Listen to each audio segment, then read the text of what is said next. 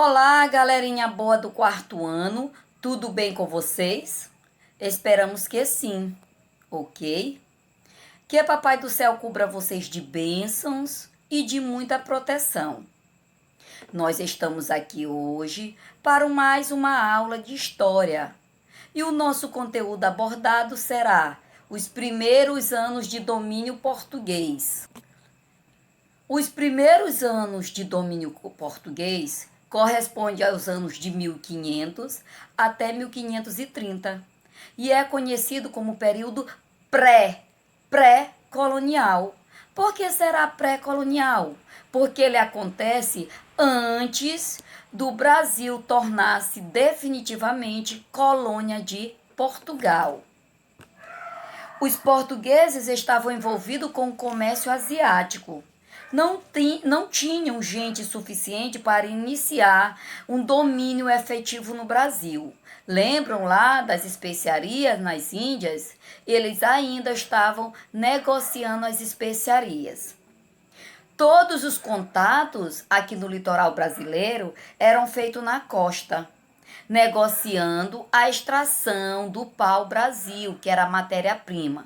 E essa extração do pau-brasil era negociado com os indígenas, certo?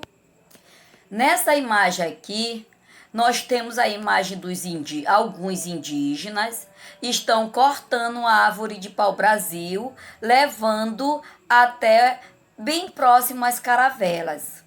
E as caravelas irão levar até Portugal, localizado na Europa, que hoje é o continente europeu. A partir de 1530, várias expedições começaram a mapear a costa brasileira. E, eventualmente, eles estabeleceram feitorias, fortes, para guardar o território português da invasão dos franceses. Nessa imagem aqui ao lado, nós podemos perceber que tem alguns portugueses, mapeando o litoral brasileiro. Nessa época, teve uma expedição muito importante. Uma expedição comandada por Martim Afonso de Souza, que veio para cá, para o litoral brasileiro, e fundou algumas vilas, uma das primeiras vilas brasileiras. Aqui, nessa imagem, nas duas imagens, nós podemos perceber que a primeira imagem bem em cima tem o nome de Vila de São Vicente. Foi a primeira vila brasileira fundada por Martim Afonso de Souza. Logo depois, ele fundou a Vila de Santo André. As duas vilas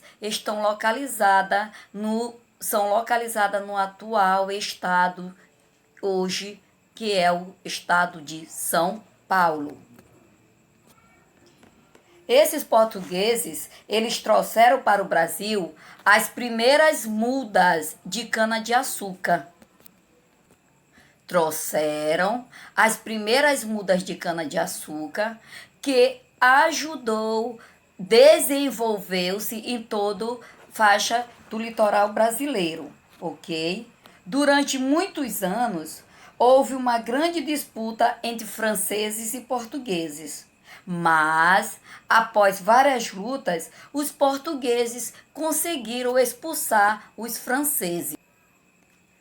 Neste slide, nós podemos perceber que tem uma foto de um senhor em preto e branco. Olha só, essa foto é do comandante Martim Afonso de Souza. Foi ele que fundou as primeiras vilas brasileiras, primeiras vilas no Brasil. A primeira vila foi a Vila de São Vicente, logo depois foi a Vila de Santo André, ok? Aqui do lado nós temos uma exposição que mostra o período pré-colonial. O período pré-colonial ele aconteceu entre 1500 e 1530. Qual foram os principais fatos do período colonial? O extrativismo do pau-brasil, que é a retirada do pau-brasil das nossas matas e florestas, sendo levada até as caravelas para se destinar a Portugal. Depois, nós temos outro fato importante que marcou o período pré-colonial. a mão de obra indígena, né? A mão de obra indígena, ela começou a ser explorada. Logo depois, nós temos o escambo. O que significa escambo, professora? É a troca de mercadorias, né? Os portugueses faziam o escambo com os indígenas, que era as trocas de mercadorias. Troca de bugigangas pela matéria-prima, principalmente pela madeira de pau-brasil.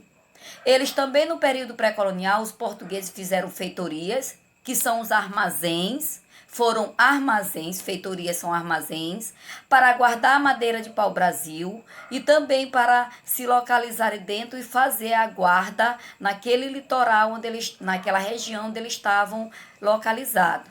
E também exploraram toda a região litorânea, todo o litoral brasileiro. Observe que o interesse maior de Portugal se mantinha no Oriente. Nesse período pré-colonial, o interesse maior de Portugal ainda era com as especiarias, ok?